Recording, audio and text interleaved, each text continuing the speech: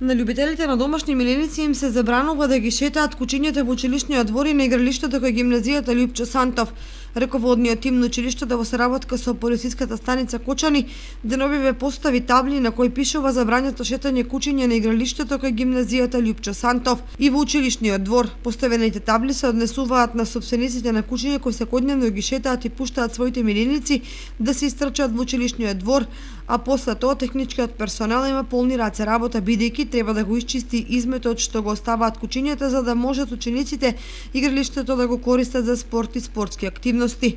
Апелот се однесува на сите луѓе кои ги шетаат своите миленици на овие места или ги пуштаат без контрола, па сето тоа резултира со каснување на ученици, технички персонал во училиштето, родители како и неред и нехигиена. Идејата да се стави забрана за шетање на кучињата дојде по немилиот настан кога лице од технички персонал во ова училиште и родител биле нападнати од куче токму во училишниот двор, вршејќи се својата работа. Од раководството велат дека можеби немилиот настан на каснување се случил од куче скитник, проблем кој треба да го решава општината, но во поголем број се кучиња со собствени кои ги шетаат и ги оставаат неколку часа во училишниот двор и игралиштето да се истрчаат и апелот се однесува токму на нив, велат од училиштето.